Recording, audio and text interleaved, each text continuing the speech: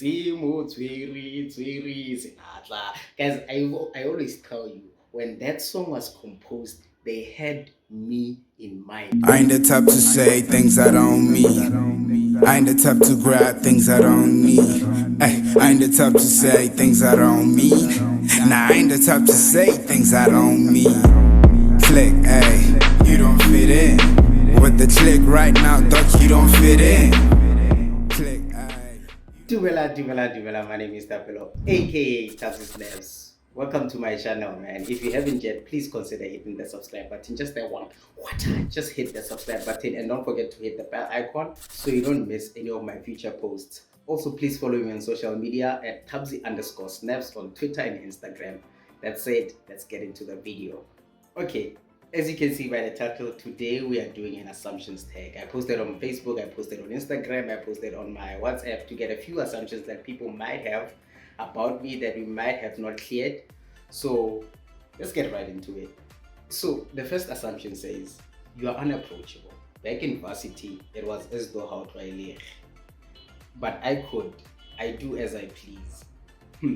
So back in varsity, because I had my own squad and because I was still in my shell, I always put on this phase that please don't approach me, please don't talk to me. So the only people that I really interacted with was my squad. I don't think it was that I was completely unapproachable. It was only me trying to put in a phase that please don't talk to me. I mean, even in lectures, I would sit at the back and I would pray, please no one sit next to me, please no one sit next to me. And if there was someone, I was like, please don't talk to me. I think because I was still so much in my shell back then that I wasn't very social. But even with that phase, people would approach me, people would talk to me. So I guess it didn't really work. For you specifically, I think because you were so used to everyone else, one of the most popular in our group. So yeah, nah, I don't know, but I'm very approachable. I'd like to think, as much as I try to put on a face so that people don't approach me, people do. Even if I'm walking in the streets, like maybe I'm at home and I'm just walking and I have a face, people will still approach me. Hey, Thappzy in time. I'm like, yeah, what's up? But yeah, I'm relatively approachable. I don't think that I am completely unapproachable. It's just the face that I put on. The next two say, you are just the nicest person I've met. Such a sweetheart. You have such a caring heart. And the other one says, I think you are too sweet and people may take advantage of that. You've got such a big heart. You know, the one thing that I always say is be kind to yourself, be kind to people, because you never know what people are going through. So just be kind, smile, show that courtesy of being kind to people. You know, it's bad enough that most people are going through something and they just try to show face in public and you are being mean to them. So you're just adding on to that frustration. So always be kind to people, but I'll take those as compliments. In terms of people taking advantage, I have experienced that. So I've started putting my foot down in situations like that where I feel like this one is taking advantage of my sweetness, because as much as I am sweet, I do get frustrated, I do get angry, I have a side which I don't like, which I do act in a certain way and react in a very hostile manner. But thank you for that. The next one says, there are no assumptions. You are as real as they come. And you know what? I experienced this with a lot of people that were giving me feedback like, no, we are so close to you, we've been friends for a while, so we feel like we really understand you, and any assumptions that we had has been cleared because you are so open and you are an open book. The one thing with me is I try and keep it real always. What you see is what you get. So I try and be real all the time with everyone. So there's no point in being two-faced. Always be real to people. Always be the best version of yourself, because no one else can be the best version of you. The next one is very interesting. This one says, you look in the mirror more than baby does. The thing with me is I'm obsessed, not completely obsessed, but I want to look good all the time. Even if I'm just here working, I always have my comb next to me. I'm always combing my hair. I mean, so yeah, I'm wearing a cap because my hair is messy. I couldn't get it to be, the way. But in terms of looking in the mirror more than baby does, I don't know, man. And I feel like she's one of those I woke up like this people. Like, that woman is just beautiful. That woman is just beautiful, inside and out even. So I don't know. We'll ask her. Well, us can compare and see who looks in the mirror more. But when we are together, I think I do. So I think maybe that assumption is right. The next one says, you are married. Simo, Twiri, Sinatla. Guys, I always tell you, when that song was composed, they had me in mind. Oh, it's fine. But I'm not married yet. Working towards it. Maybe if you donate a few cows, we might make it happen sooner than expected or sooner than we hope. But yeah, no, I'm not married yet. Still working towards it. But Ruki-san, so long, go to the tailors and do the things. The next one says, you have your life in order. I feel like I don't. Yes, there's quite a few things that are going as I hope, but when I look at it, I'm not where I feel that my life is in order. I mean, 2 weeks ago, I had an anxiety attack, which triggered an episode because I was thinking too much career, too much finances, and how things are not coming together. So it was really frustrating because at the end of the day, we are human. We have plans to say, okay, I hope to achieve 1, 2, 3 in a certain space of time. And things don't always happen like that. So no, at this point, I don't have my life in order, but I think it's what people see. We'll call it a facade. It's what people see that I portray. Because here's the thing, especially with social media, people don't put out the battles they go through behind closed doors. And there's a lot that people go through. They still choose to show you certain things and you're thinking, okay, this one has it all together. When in actual fact, they don't. But yeah, I don't have my life in order as yet. I'm working towards it. And hopefully things are coming or things will come together very soon. This one says, you tend to hold yourself back because of other people. I think you suffer from what will people say syndrome. You don't let your light shine. First of all, I don't know why we are telling each other. I don't know why you're choosing violence. But for the most part of it, I've suffered what will people say syndrome for a long time. I don't do things the way I would like to do them because I always fear what will people think when I do 1, 2, 3. But I'm really breaking out of that shell. I mean, I started a YouTube channel. I'm posting videos on my social media where I am speaking my mind of just doing whatever I want. So I'm slowly breaking out of that shell. But I think that's one of the truest assumptions right now. Yeah. Hey, don't fight. Okay, assumption number 9 says, you are one person who is in the closet where you feel otherwise about yourself.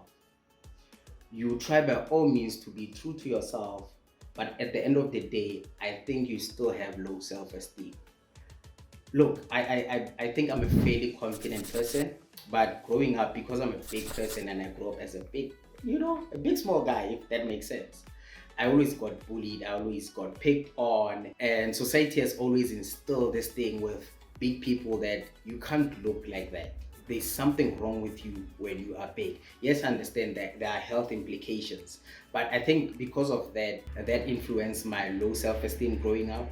But right now, I think I'm a fairly confident person. A few people have called me egotistic, one has called me narcissistic, and it hurt because I'm only trying to break out of this shell and show that, okay, I also can be confident regardless of how society sees me. And next one says, you don't like being single. No, it's not that I don't like being single. I think the thing is most of my relationships have lasted fairly long. They've been over 2, 3 years. And when people see me, I'm always in a relationship. I mean, before this current relationship, I was single for about a year and so, and I was just enjoying being alone. One thing that I will say is I do enjoy my solitude. I do enjoy my me time, and I live alone, so I get to enjoy me. I get to enjoy my solitude. However, with that said, me, I'm a lover, guys. I'm a big fan of love. So when I get that chance to be in a relationship, to show someone love and be loved, I always take it. I will always take it. This next one is something that a lot of people say. It says, you're always posting pictures of food with alcohol in the background, but you say you don't drink alcohol. I think you do behind closed doors. I know, I don't drink alcohol. I stopped drinking alcohol 2015 and I've never looked back. I wasn't even enjoying drinking alcohol. So I decided one day that you know what, today is the day that I'm quitting. And I told my cousin, like, Ejo, today I'm quitting. And he didn't believe me. And when the clock hit 12 o'clock, I remember it was on the 31st of December. So immediately on the 1st of December, I stopped. And my cousin was like, are you for real? I'm like, yeah. And over the years, it has shown. But no, I don't consume alcohol. I don't drink alcohol. But the alcohol that is there has its owner. And some is for my guests or visitors that I will offer. I have water, I have juice, I have drink, I have alcohol. What do you want? I give a variety of choice to people to say, what would you like to drink? So no, I don't consume alcohol, even behind closed doors. I love this next one. This next one says, when you're in love, you go all out and give it your all. The one thing that I would always say is we don't have time for half-ass energy. We don't have time for inconsistencies. So when I do get that chance to love and be loved, I take it and grab it with both hands. I did say that I'm a huge fan of love.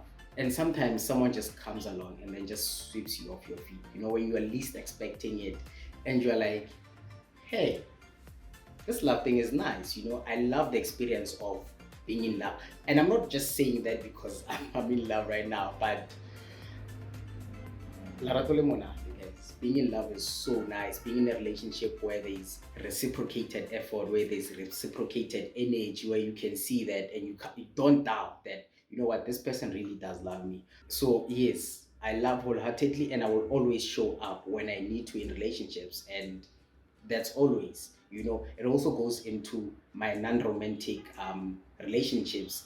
I think my friends will attest to this, to say, you know what, I will show that I love you as my friend. You know what, I will show up. I'll always be there for you.